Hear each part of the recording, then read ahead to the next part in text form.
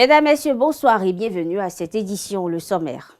La première réunion du comité des ministres du projet du gazoduc de l'Afrique de l'Ouest pour l'année 2024 a démarré mardi 2 avril dernier à Lomé. Cette rencontre fait suite aux coupures d'électricité récurrentes que subissent actuellement le Bénin, le Ghana, le Nigeria et le Togo. Investi officiellement dans ses fonctions, le président Diomaye Faye nomme le leader du PASTEF Ousmane Sonko Premier ministre du Sénégal.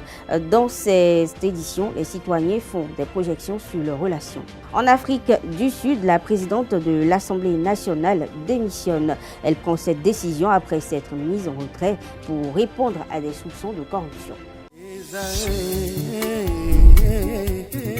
L'École supérieure d'administration, d'économie, de journalisme et des métiers de l'audiovisuel ESAE offre de nouveaux challenges pour l'année universitaire 2023-2024. Étudiantes et étudiants, parents d'élèves nouveaux bacheliers, ESAE, c'est la garantie d'une formation de qualité à des conditions très avantageuses. À Gbedjromede, à Kpakpa, à Boumekalavi et Parakou, inscrivez-vous en administration générale, administration du travail et de la sécurité sociale, trésor et finances publiques, impôts, diplomatie et relations internationales, journalisme et métiers de l'audiovisuel, gestion des marchés publics, planification et développement local, sciences économiques, sciences juridiques et toutes les filières des sciences de gestion. ESAE vous offre des bourses, demi-bourses et de réductions pour les premières inscriptions dans toutes ces filières. Waouh! En licence 1, 2 et 3 et en master, bénéficiez jusqu'à 50% de réduction sur tous nos sites. N'est-ce pas génial? Infoline. ESAE Gbedjromede, 3e rue à droite en quittant le carrefour Le Jador pour la BIBE Jéricho ou au plus 229 90 93 65 21 98 98 14 00 à Kpakpa au plus 229 52 88 33 33 à Boumekalavi au plus 229 52 88 44 44 Parakou au plus 229 52 46 12 12.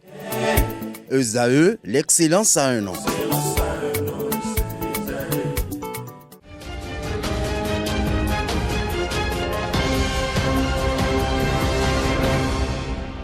Bienvenue lors de son investiture. Le nouveau président du Sénégal, Bassirou Diomaye Faye, a annoncé un changement systémique à la tête du pays, prenant en compte la volonté de réformer en profondeur le système électoral à l'issue de concertations avec la classe politique et la société civile. Va-t-il pouvoir y arriver? Élément de réponse avec l'analyste politique Hamzat Abdoulaye au micro de Kanté Amoussou, Nassirine Fatoumbi.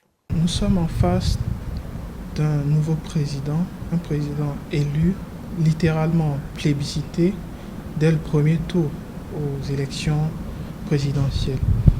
Et comme j'ai pour l'habitude de le dire, le tissu social et politique sénégalais est fracturé.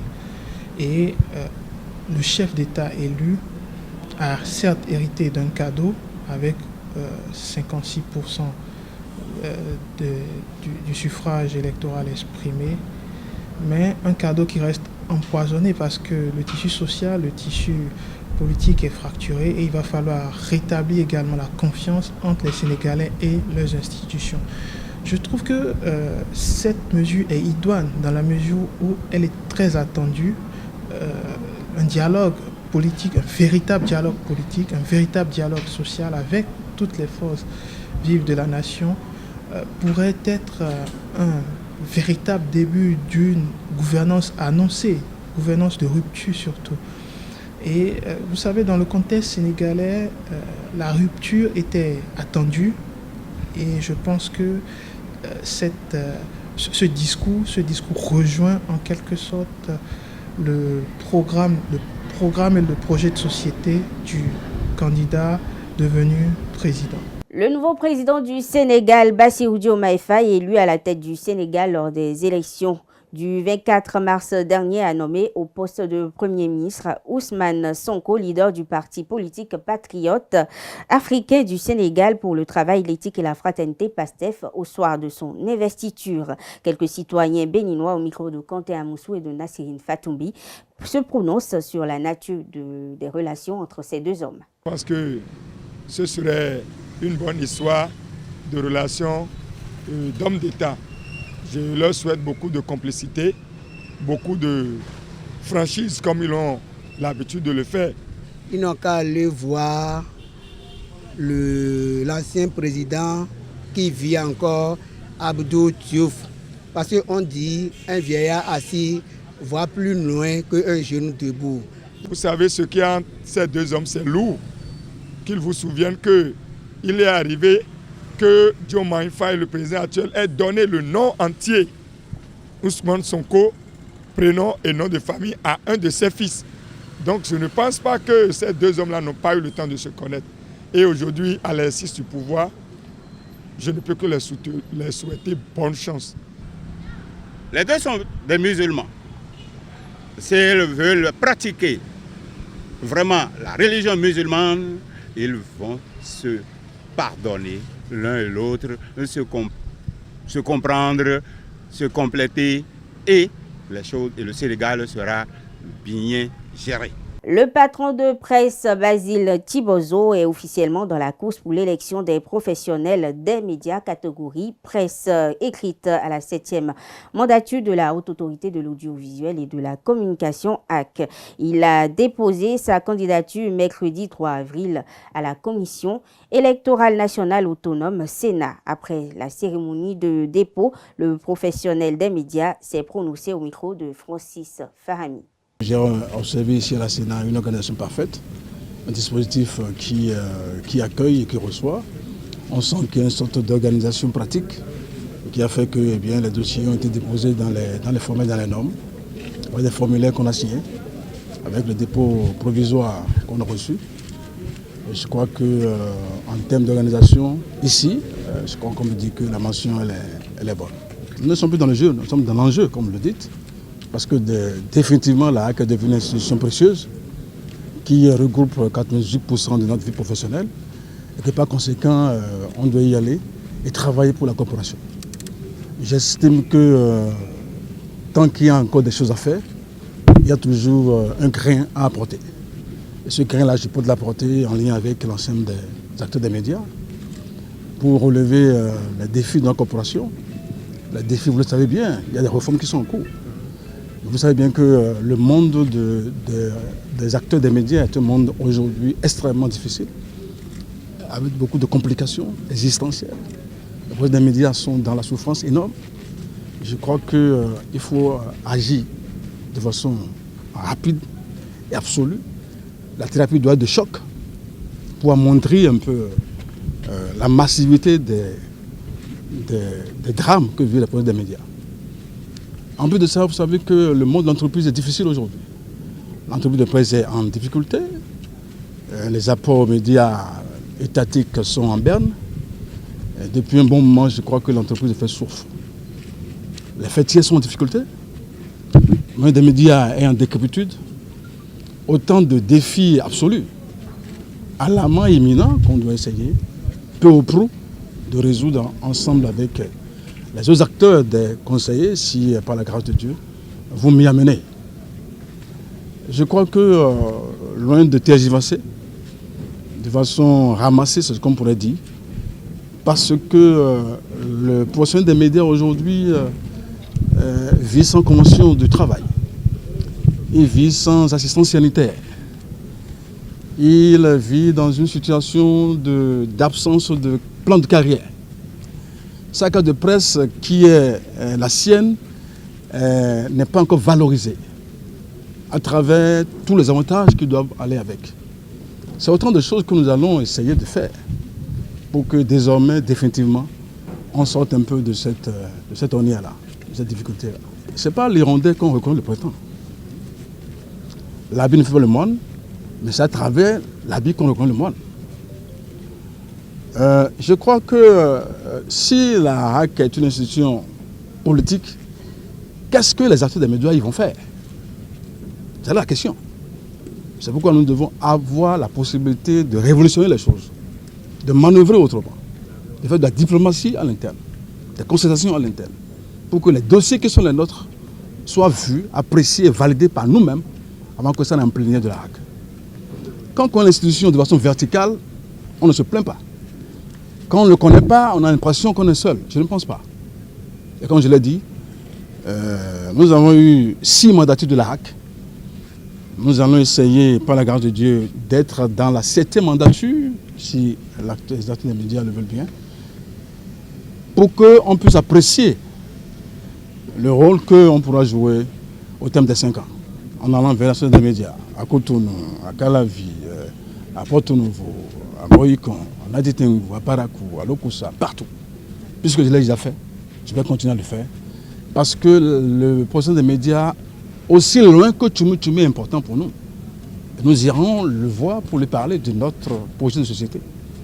Et c'est ce que nous allons faire, ensemble avec tous les acteurs des médias, hommes et femmes, jeunes et vieux, tous les graphistes, tous les photojournalistes, tous les journalistes sportifs, tous les web médias, les JRI, tout le monde.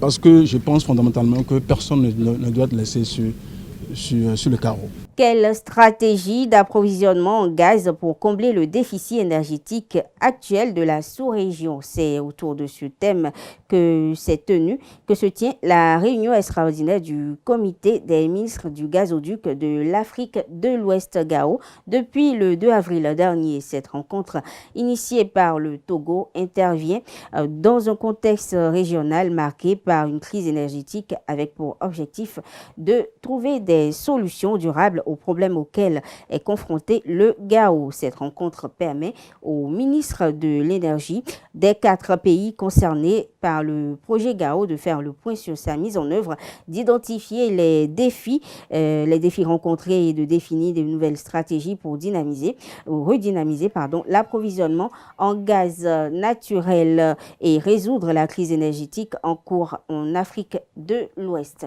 La Cour de répression des infractions économiques et de terrorisme a rendu son jugement dans le dossier casse de banque. Elle a condamné l'ancien député Désiré Vaudonou et ses co-accusés à 14 ans de prison et 2 milliards de francs CFA.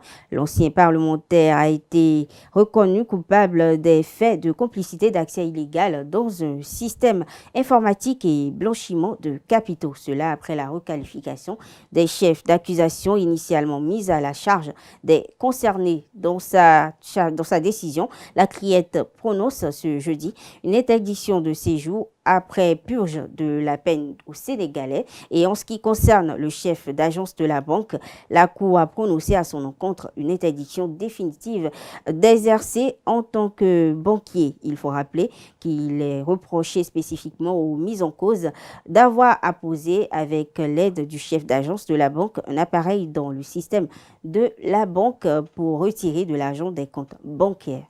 Autre actualité dans cette édition, le gouvernement béninois a approuvé la contractualisation avec des groupes spécialisés pour la production et la pose de 15 000 unités de mobilier d'étal destinées au nouveau marché urbain et en construction ou en phase de finalisation. À travers cette décision prise en Conseil des ministres le mardi dernier, l'exécutif vise à garantir la qualité et la durabilité des mobiliers d'étal ainsi que leur généralisation pour assurer des conditions optimales d'installation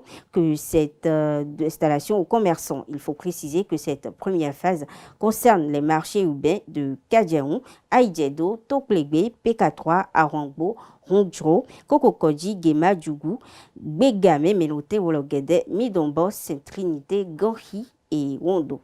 Dans l'après-midi du mercredi 3 avril 2024 à Zorglissé, dans la commune de Adjoun, une répression des infractions au code de la route a tourné court et a cédé place à un affrontement entre policiers et population. Selon les témoignages de la police poursuivait un conducteur de taxi-moto transportant de passagers dont l'un sans casque. Ce dernier a tenté de prendre la fuite vers une maison et dans sa course, il a été arrêté par la police. Cette opération a déclenché une scène de violence entre les forces de l'ordre, le motocycliste et ses passagers. Le commissariat de la localité a été attaqué, mais les forces de l'ordre ont réussi à disperser la foule. Des blessés de cet affrontement ont été évacués à l'hôpital de zone d'Adjoun. 2 d'entre eux pourraient être transférés au centre hospitalier départemental de l'Ouémé à Porto Nouveau. Plus de précisions vous seront fournies dans nos prochaines éditions.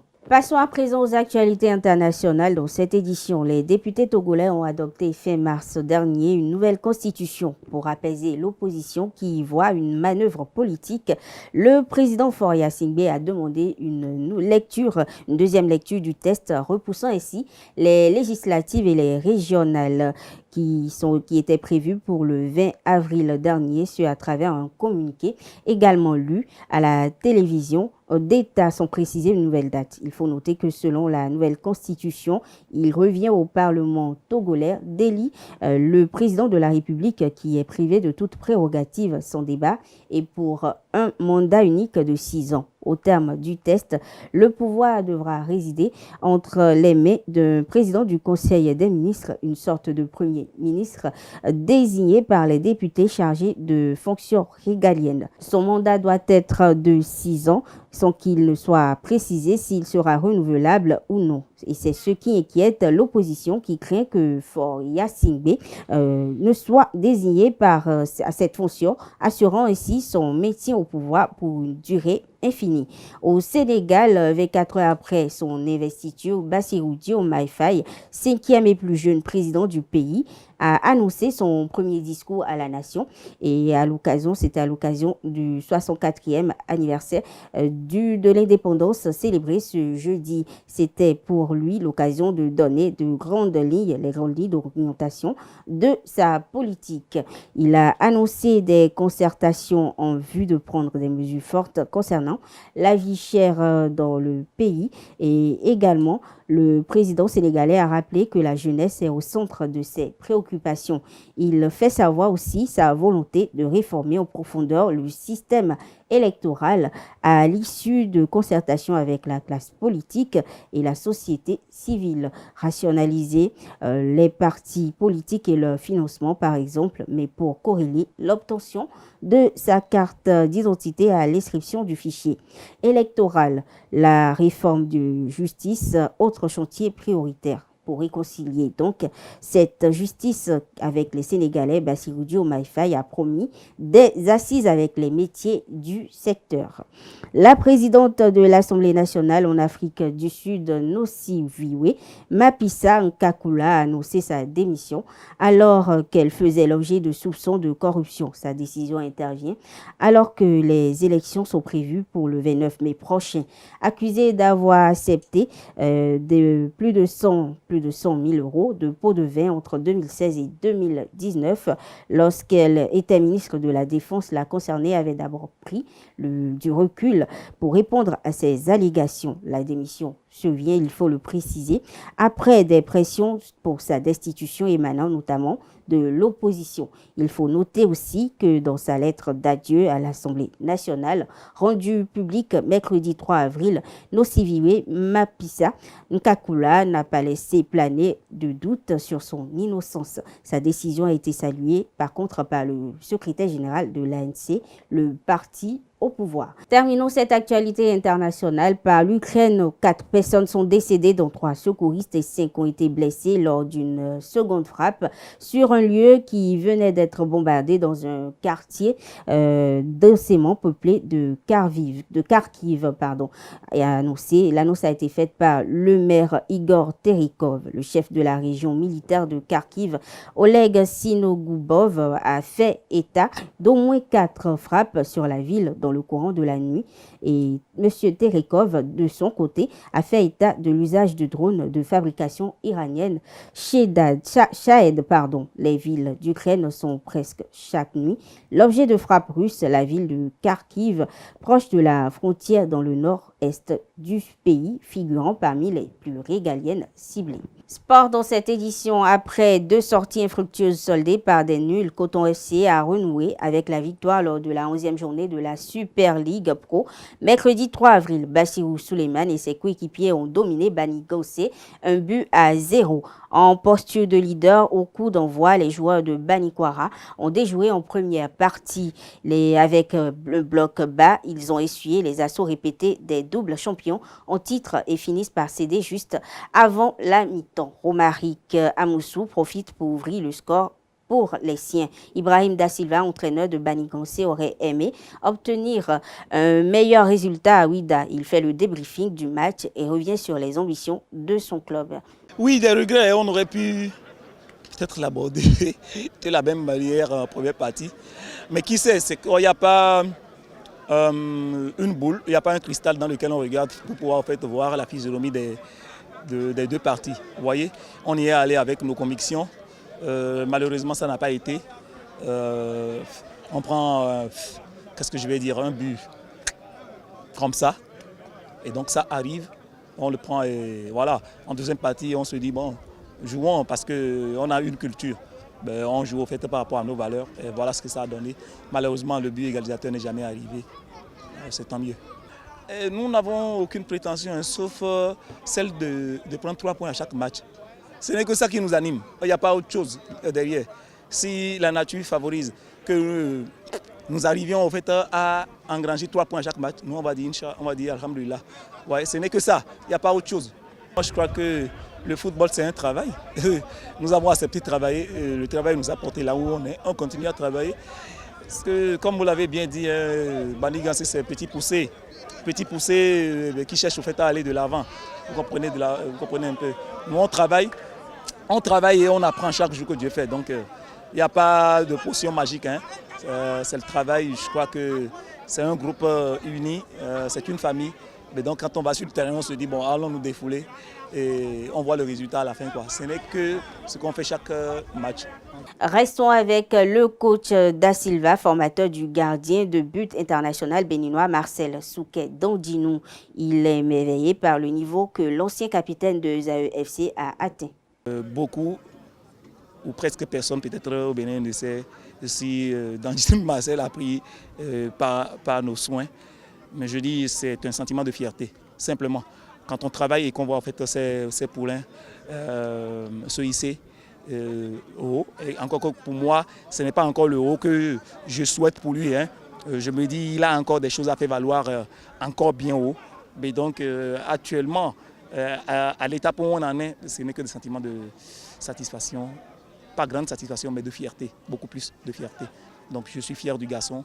Je lui souhaite par ce canal qu'il continue au fait à grandir, qu'il continue au fait à progresser, à bosser pour pouvoir en fait aller le plus loin possible. Dans le même registre, AMAFC a courbé l'échine sur ses terres face à l'Autopopo, 0 but contre 1. Une victoire qui permet aux Loto Boys de prendre la 2e place du classement. Les moments forts de cette rencontre avec Anaël Dou.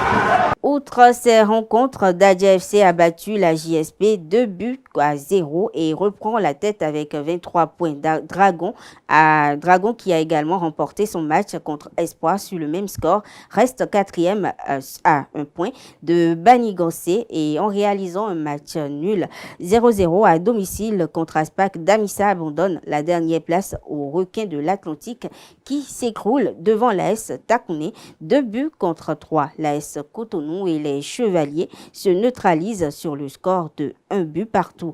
Sobemap mord sa propre poussière, 2-2 face à Dynamo d'Abomey. Mesdames, Messieurs, c'est sur cette information sportive que l'on fait cette édition. Merci de l'avoir suivi. Bonne soirée à toutes et à tous.